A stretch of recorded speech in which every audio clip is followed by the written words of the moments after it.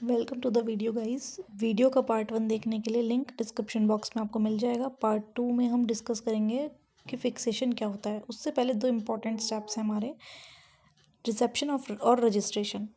जब बायोप्सी आती है हमारी लैब में या कोई भी सैंपल किसी भी लैब में आता है तो सबसे पहले हम सैंपल रिसीव करते हैं। तो सैंपल रिसीविंग आनी चाहिए करनी, इसी को फर्स्ट पॉइंट दिया है हमने रिसेप्शन।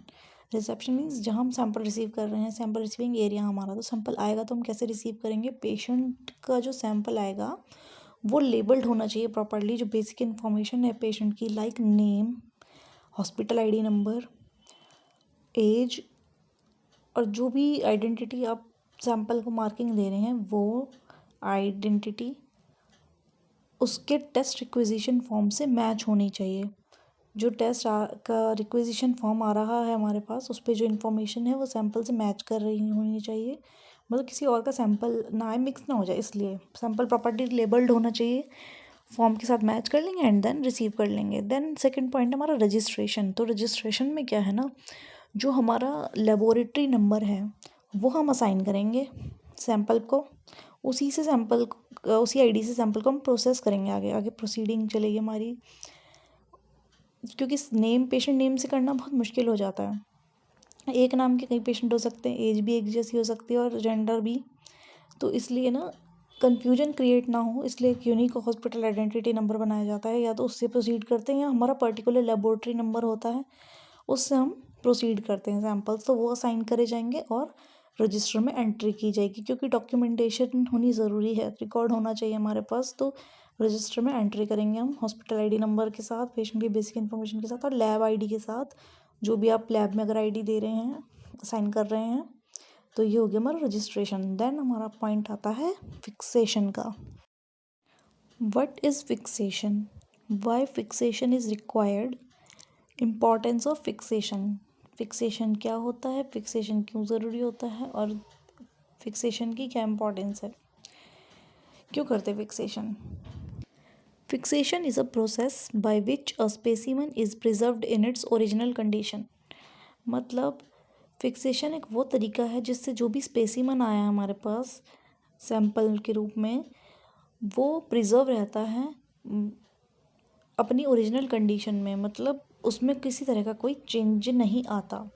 चेंज कैसे आ सकता है? जब हम किसी शरीर का कोई हिस्सा काट के निकाल रहे हैं तो वो ख़राब हो सकता है, वो ख़राब ना हो इसलिए उसको फिक्स किया जाता है, उसे फिक्सेशन कहते हैं। It is necessary to prevent autolysis and putrefaction. Autolysis होता है, ऑटो मीन्स अपने आप, लाइसिस मतलब टूटना।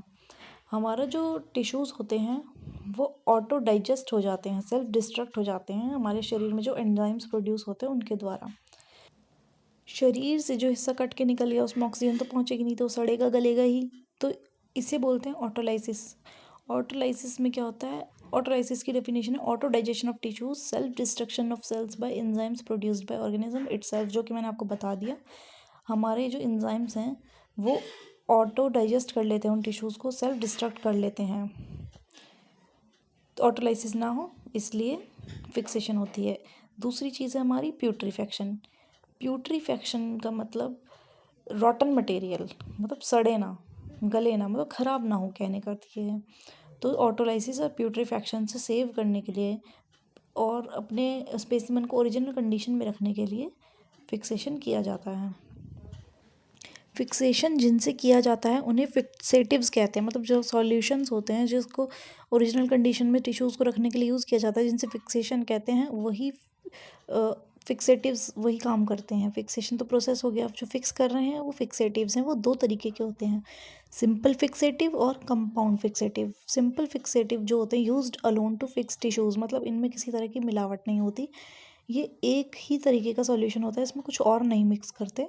एग्जाम्पल है इसके 10% फॉर्मुलिन, जो कि हमारा बायोप्सी के लिए यूज़ होता है for surgical biopsies. Absolute alcohol भी एक तरीके का फिक्सेटिव है, सिंपल फिक्सेटिव है, आई मीन जो यूज़ होता है for FNAC smears in cytology. Cytology में एफएनएसी की जो स्मीयर्स आती हैं उनमें एब्सोल्यूट अल्कोहल यूज़ किया जाता है फिक्सेशन के लिए।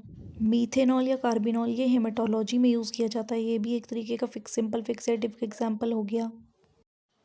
और कोल्ड एसीटोन ये हमारा आईएचसी में यूज़ होता है, इम्यूनोहिस्टोकेमिस्ट्री में। ये कुछ सिंपल फिक्सेटिव के एग्जांपल्स हैं। अब बात करते हैं कंपाउंड फिक्सेटिव की। Compound fixatives are obtained by mixing two और मोर सिंपल फिक्सेटिव। मतलब एक सॉल्यूशन के अलावा इनमें 2 से 4 सॉल्यूशन, मतलब ये एक तरीके का मिक्सचर हो गया, अकेले नहीं होते, 2-3 चीज़ें मिला के बनते हैं, इसलिए कंपाउंड फिक्सेटिव।